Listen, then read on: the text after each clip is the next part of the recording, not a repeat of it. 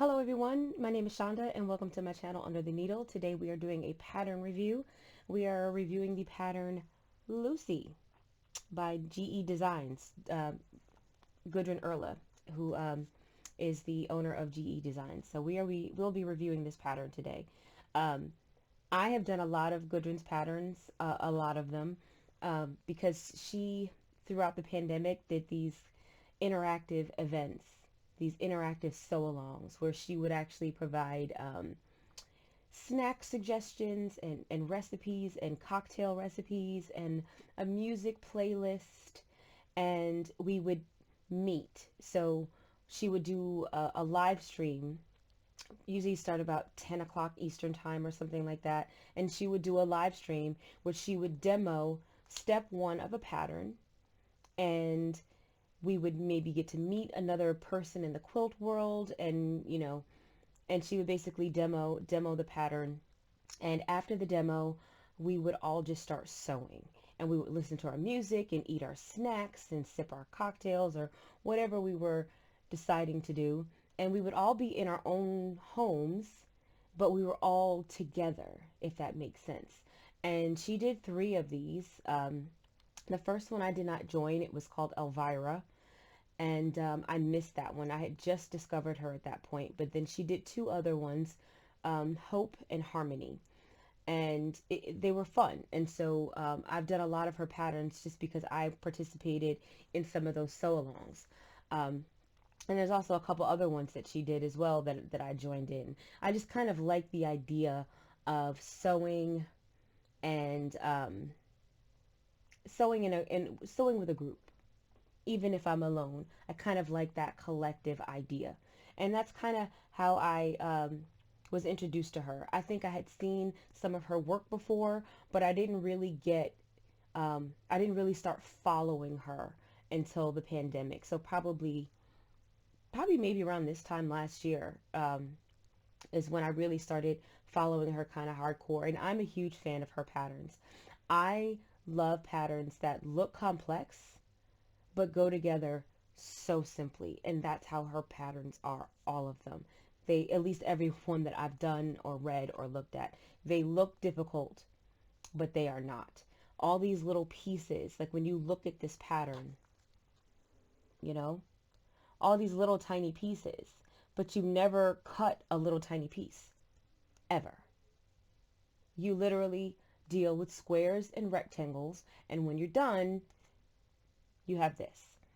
She always gives you multiple size suggestions. She always gives you multiple sizes. So here, um, you can see, I can put it up for you. Hold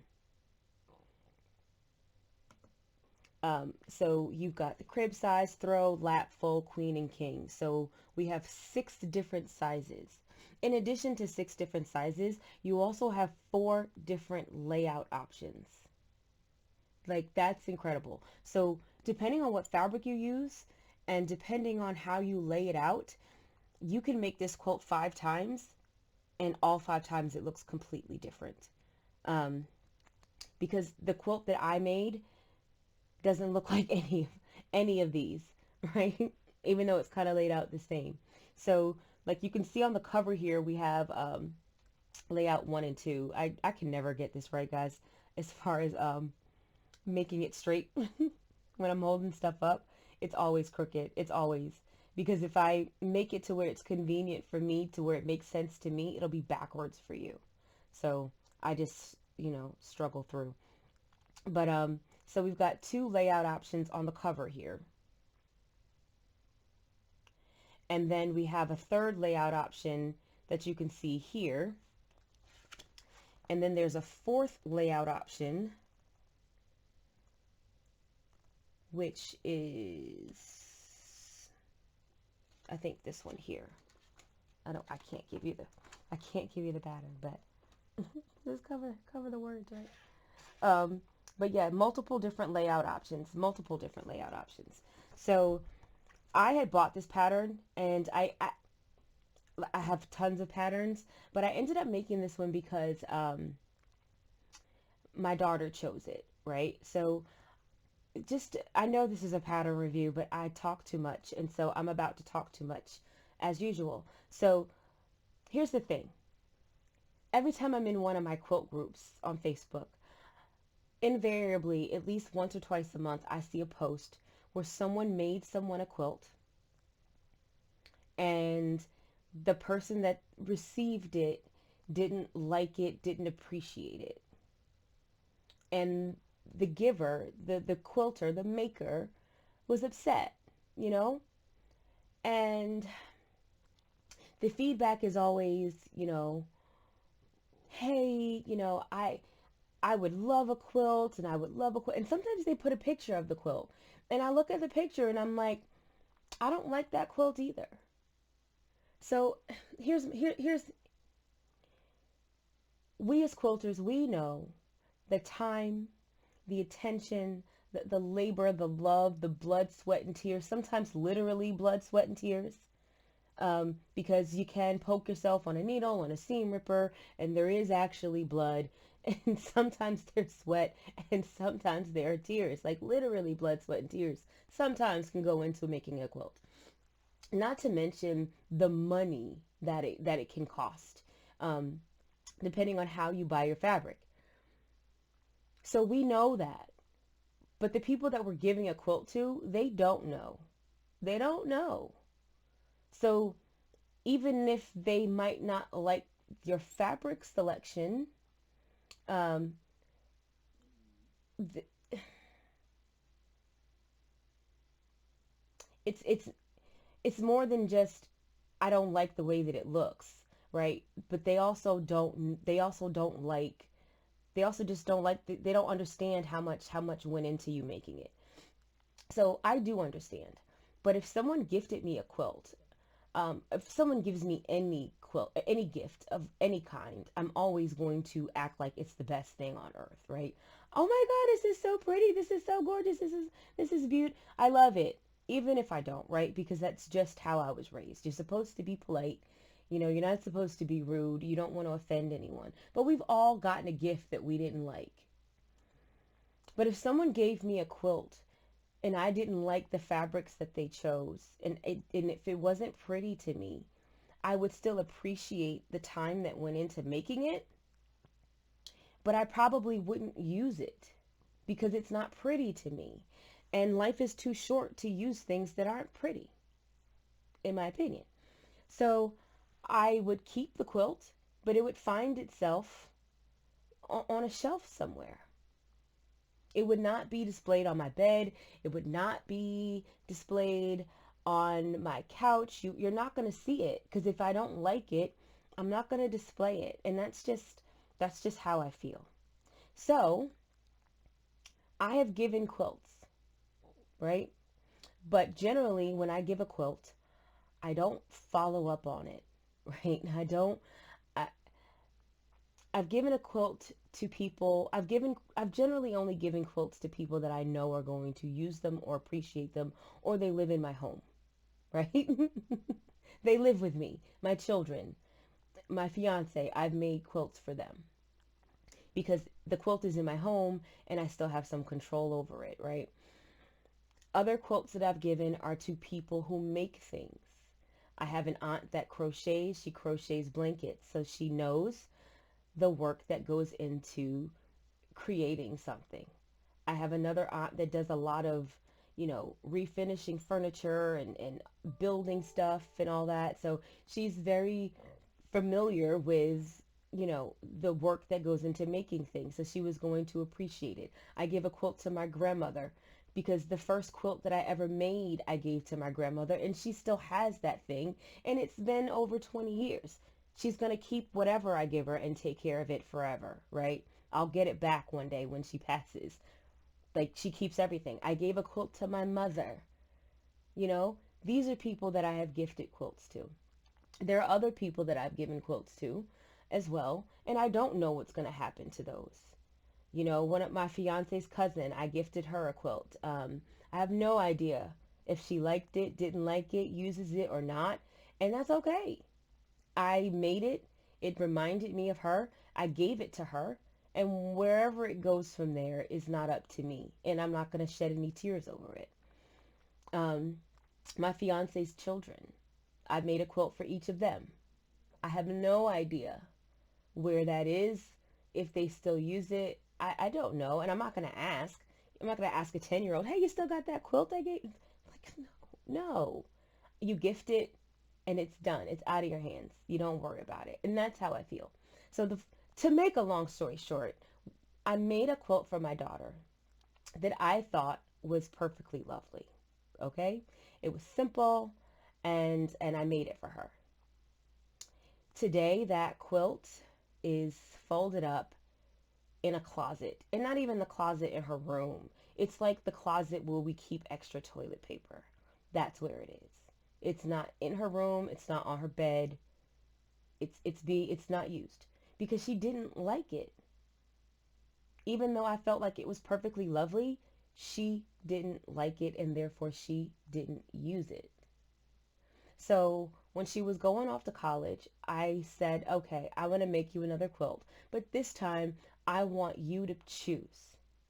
And so I said, first choose your fabric. And I showed her my fat quarter collection, all of my pre-cuts, jelly rolls, layer cakes. I showed her everything, and she picked your fabric. And she chose Honey Run, which I think is for Riley Blake. Was it Deb Strain for Riley Blake? I don't remember. Or Penny Rose. I don't remember. But the fabric line was called Honey Run. And so she chose the fabric. And it was a layer cake. So then I showed her all of the patterns that are compatible with a layer cake. Right? So she chose the pattern and she chose the fabric. And then I made the blocks. And then I had her decide which layout she liked best. And this was the pattern that she chose. She chose the Lucy pattern. And I was actually quite glad because I didn't know when I would get a chance to make this because I have so many patterns. How do I decide which one I'm going to make next? So I was actually kind of jazzed that she chose this pattern. So anywho, you basically make this pattern with 10-inch squares, equal amounts of 10-inch squares, 10-inch color squares, and 10-inch background squares. And you basically cut some of those squares into rectangles, squares and rectangles, and then you sew some pieces together, and then you cut it apart, and then sew it back together. Kind of like a disappearing 9 patch, where you sew the 9 patch together, and then you cut it up, and then you sew it back together. That's kind of how this pattern works as well.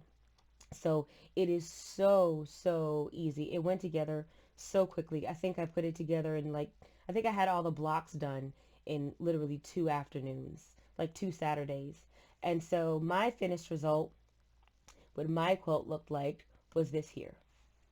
And she loved this. She loved this quilt. Um, and I backed it with Minky. So she loved this quilt so much. So it is always with her.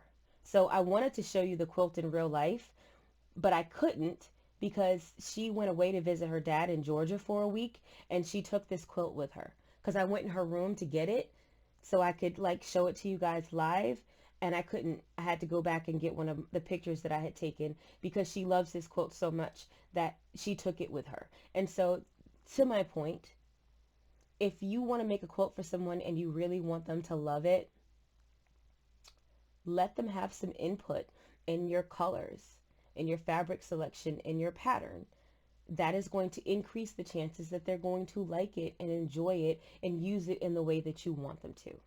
So although this was a pattern review, it's also a rant on why you should not be upset when you gift someone a quilt and they don't appreciate it in the way that you want them to.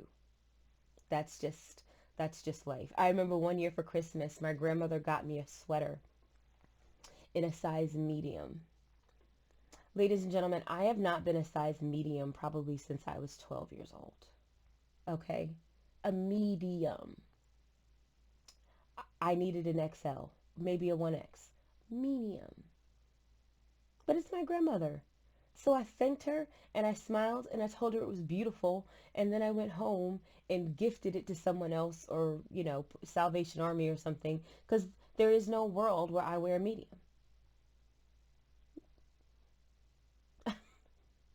I love my grandmother, but medium. Anyway, so that's my pattern review. If you're looking for a pattern that goes together relatively easy, has super simple cutting instructions, and because you can literally do this with, you know, 10-inch squares, or you can use 10-inch squares and background, but the cutting instructions are super simple. As always, she shows you how to do the cutting with her stripology rulers, which she designed and created for creative grids, or how to do it with regular rulers. She always shows you how to do both. You do not have to buy her proprietary rulers in order to do her patterns. She always shows you how to do them with regular rulers as well, which I super love and appreciate. So if you're looking for a pattern and you have a layer cake and some background and you want to know what to do, or you just have some 10-inch squares in your stash and you want to know what to do with them, make a Lucy. The pattern is available on her website. I will put the link in the description. You can have it shipped to you, or you can do a PDF download. I generally download most of my patterns because I'm impatient. This one I actually had sent to me. I actually don't think I got this from her website though. I think that Quilt in a Day had this pattern on sale and I bought it from them because I think at the time they had it on sale for like $7 or $8, and the shipping was free. And so I bought the pattern from them. But most of her patterns I buy from her, and just download them on her website. So that is my pattern review for Lucy by GE Designs. Highly recommend it. Highly recommend it. Such an easy pattern. Goes together so well. Easy to cut. You're not going to have to cut, 325 2.5-inch squares. If I see that on a pattern, I'm usually out. I'm out. Yeah. Cut 155 squares of fabric A and 212 squares of fabric B. I'm out. I'm out. If I need a whole day to cut something, just to cut it up, I'm usually out. That's just me. So this is not the case for this pattern. Super easy to cut, super easy to sew. 6 different size options, 4 different layout options. You can't go wrong. Highly recommend it. Well, that's it for me today. See you next video.